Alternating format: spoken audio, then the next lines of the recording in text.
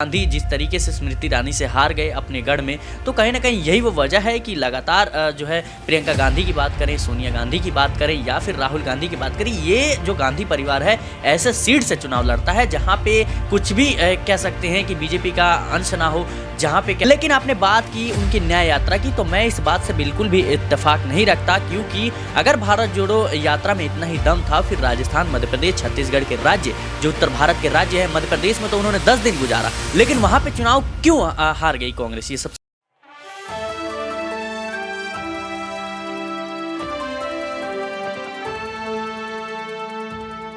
नमस्कार, आप देख रहे हैं नेक्स्ट न्यूज पॉलिटिकल बाइट। मैं हूं आपके साथ आकाश त्रिवेदी। लगातार इंडिया गठबंधन की टूट को लेकर खबरें आ रही थी, लेकिन अब खबर यह आ रही है कि सोनिया गांधी यहां पर तेलंगाना से चुनाव लड़ सकती है। बता दें कि जिस प्रकार से इंडिया गठबंधन लगातार टूटता नजर आया, एक के बाद एक कड़ी उनकी टूटती चली गई। ममता बनर्जी हो, नीतीश कुमार हो, ये सारे नेताओं ने इंडिया गठबंधन को छोड़ दिया, लेकिन ऐसे में इंडिया गठबंधन से जुड़े नेता जो अभी भी उनके साथ जुड़े, और तेलंगाना के सीएम रेवंत रेड्डी ने बड़ा बयान दे दिया। दर्शकों बता दें कि रेवंत रेड्डी ने यहां पर सोनिया गांधी को मां बता दिया और कहा कि तेलंगाना की जनता उनको मां समझती है, और अगर मां वहां से चुनाव लड़ेगी तो बच्चे उनको वोट जरूर देंगे और अपनी मां को सिंहासन पर बिठाएंगे। बता दें कि सोनिया गांधी अब कहीं ना कहीं तेलंगाना से चुनाव लड़ सकती है। इस बात को लेकर अटकलें लगातार तेज हो रही हैं और यह साबित होता नजर आ रहा है कि सोनिया गांधी, प्रियंका गांधी ऐसी कई जगहों से चुनाव लड़ेंगी जहां से बीजेपी खेमा खुद को मजबूत बताने की कोशिश कर रहा था। अगर प्रियंका गांधी की बात करें तो उनको यूपी से चुनाव लड़ाने की बातें की जा रही, वहीं राहुल गांधी खुद कई ऐसे राज्यों से चुनाव लड़ना चाहते हैं जहां पर बीजेपी के कद्दावर उम्मीदवार उतरे हैं। बता दें कि जिस प्रकार से इंडिया गठबंधन टूट रहा था और इंडिया गठबंधन के बाद टूटने के बाद अब सोनिया गांधी का यह बयान, रेवंत रेड्डी का यह बयान, ये बीजेपी खेमे के लिए कहीं ना कहीं गलत साबित हुआ। बता दें कि जिस प्रकार से सोनिया गांधी तेलंगाना से चुनाव लड़ने का ऐलान कर रही हैं, देखिए सोचने वाली बात यह भी है कि सोनिया गांधी का जो परचम है वो अभी तक बरकरार है। सोनिया गांधी जब भी किसी चुनाव में उतरती हैं तो कहीं ना कहीं सोनिया गांधी वो इफेक्ट, वो प्रभाव डालती हैं चुनाव में, और इस बार के चुनाव में राहुल गांधी ऐसा ही कुछ कर रहे हैं। ऐसे तमाम सवाल इस वक्त उठ रहे हैं कि क्या सोनिया गांधी के चुनाव लड़ने से लोकसभा में बीजेपी को कोई फर्क पड़ पाएगा? क्या बीजेपी यहां पर अपना वोट बैंक नहीं हासिल कर पाएगी? और आने वाले विधानसभा चुनाव में जैसे तेलंगाना जैसा साउथ के एरिया है वहां पर बीजेपी अपना परचम नहीं लहरा पाती, तो क्या सोनिया के उतरने के बाद अब वो होता नहीं दिखाई देगा कभी भी? ऐसे तमाम सवाल है। ऐसे सवाल के जवाब के लिए हमारे साथ सिराज मौजूद, सिराज से सवाल लेना चाहेंगे। सिराज, मेरा सवाल आपसे रहेगा, जिस प्रकार से सोनिया गांधी को अब यहां पर रेवंत रेड्डी तेलंगाना से चुनाव लड़ाना चाहते हैं, बीजेपी लगातार मजबूत हो रही है और साउथ के एरिया में बीजेपी थोड़ी सी अभी ढील चल रही है, और साउथ के एरिया पे बीजेपी का परचम कुछ खासा नहीं देखने को मिलता। कई बार चुनाव होते वो हार जाते। क्या लगता है कि इस बार सोनिया गांधी के इस तरह उतरने से बीजेपी को कोई खासा दिक्कत होगी, और क्या बीजेपी सोनिया गांधी को यहां पर टक्कर दे पाए? जी बिल्कुल, मुझे लगता है जिस तरीके से आपने बात की सोनिया गांधी को टक्कर देने की, तो आपको समझना होगा जो दक्षिण भारत है वहाँ पे बीजेपी का वर्चस्व कम है, यानी है ही नहीं। आपको समझना होगा जिस तरीके से विधानसभा चुनाव के दौरान तेलंगाना में कांग्रेस को एक बड़ी जीत मिली और वहाँ पे अपनी सरकार बनाने में काबिज रही, हासिल हुआ उनको सत्ता, लेकिन यही वो वजह है कि सोनिया गांधी जो है गांधी परिवार की एक बड़ी नेता भी हैं, कांग्रेस पार्टी की सबसे बड़ी वरिष्ठ नेता भी हैं। तो कहीं ना कहीं सोनिया गांधी अगर किसी भी सीट से हारती है, खासतौर पर हम बात करें तो राहुल गांधी जिस तरीके से स्मृति ईरानी से हार गए अपने गढ़ में, तो कहीं ना कहीं यही वो वजह है कि लगातार जो है प्रियंका गांधी की बात करें, सोनिया गांधी की बात करें या फिर राहुल गांधी की बात करें, ये जो गांधी परिवार है ऐसे सीट से चुनाव लड़ता है जहां पे कुछ भी कह सकते हैं कि बीजेपी का अंश ना हो, जहां पे कह सकते हैं कि एकदम 100% जो है वो जीत एकदम सुनिश्चित हो। क्योंकि गांधी परिवार में से अगर कोई कह सकते हैं चुनाव हारता है तो कांग्रेस के लिए एक बड़ी दिक्कत हो सकती है, और जो कांग्रेस का प्रभाव है वो कांग्रेस जो गांधी परिवार का प्रभाव है कांग्रेस पर वो कम हो सकता है। यही वो वजह है कि लगातार सोनिया गांधी की बात करें, प्रियंका गांधी की बात करें या कह सकते हैं राहुल गांधी की बात करें, ये लोग सुरक्षित सीट से चुनाव लड़ते हैं ताकि वहाँ पे कोई भी कह सकते हैं दखलंदाजी बीजेपी की ना हो।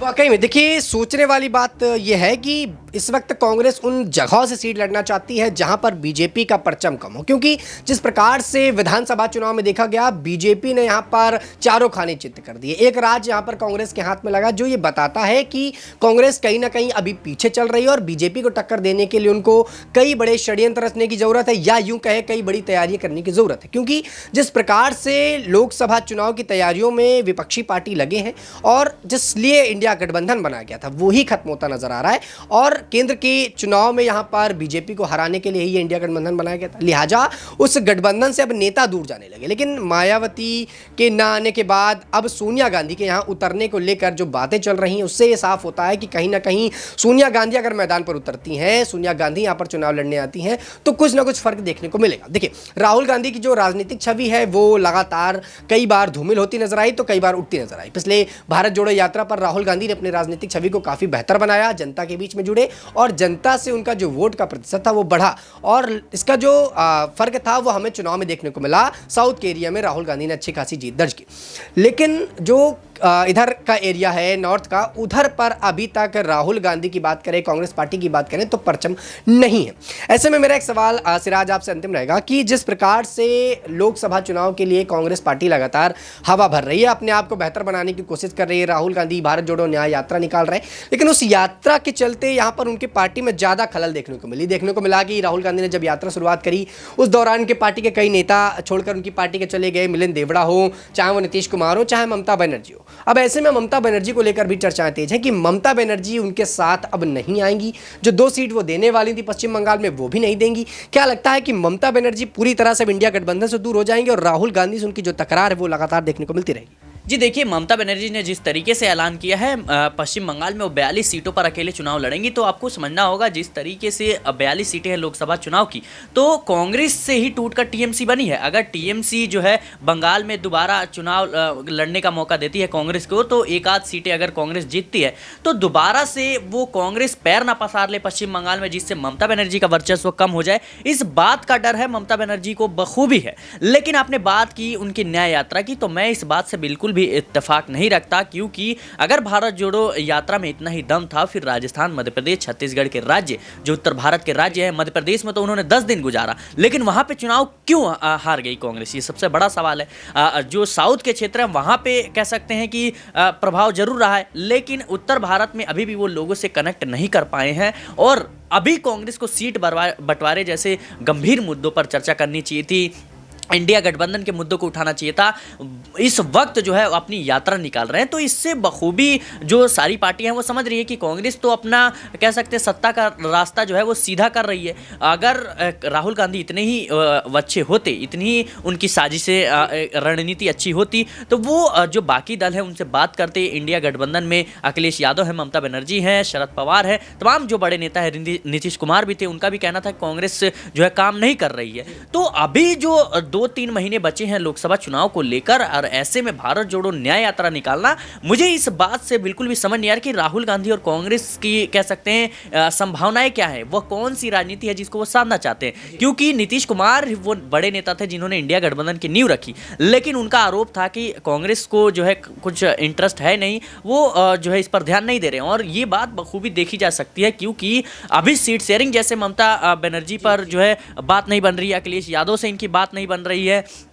तमाम अभी चीज़ें बाकी हैं, लेकिन वो न्याय यात्रा में बिजी हैं। तो कांग्रेस के लिए एक सबसे बड़ी चुनौती रहेगी और देखना होगा कि क्या वो भारत जोड़ो न्याय यात्रा के दौरान जो है वो कुछ प्रभाव कर पाते हैं, जनता के बीच अपनी लोकप्रियता बना पाते हैं या नहीं। कांग्रेस पार्टी के लिए तो मुश्किल सा सफ़र है ही, और इसमें ममता बनर्जी ने एक बड़ा काम किया है, फूट जो कह सकते डाल के। हालांकि वो इंडिया गठबंधन के हिस्सा जरूर रहेंगी, अखिलेश यादव भी रहेंगे इंडिया गठबंधन के हिस्सा, लेकिन अखिलेश यादव ने पीडीए का नारा दे दिया, यानी पिछड़ा दलित अल्पसंख्यक, यानी इंडिया गठबंधन के साथ तो रहेंगे लेकिन उनका मुद्दा कुछ अलग रहेगा, उनका स्लोगन कुछ अलग रहेगा। भाई जब आप गठबंधन में हो तो फिर आप दूसरे पार्टियों को मौका क्यों नहीं दोगे, फिर दूसरों पार्टियों से जो है आपके स्लग जो आपके नारे हैं वो क्यों मिल रहे हैं। आपकी रणनीति अलग है, इंडिया गठबंधन की रणनीति अलग है, तो ये साफ तौर पर दर्शाता है गठबंधन में है लेकिन इसमें अनबन बहुत है। वाकई में देखिए, इंडिया गठबंधन पर नेता तमाम है, लेकिन उनकी जो अनबन है वो लगातार बनी हुई है। एक के बाद एक नेता अपने बयानों से, अपने कारनामों से बता देता है कि इंडिया गठबंधन के नेताओं की आपस में नहीं बन रही, और यही वो रार है जो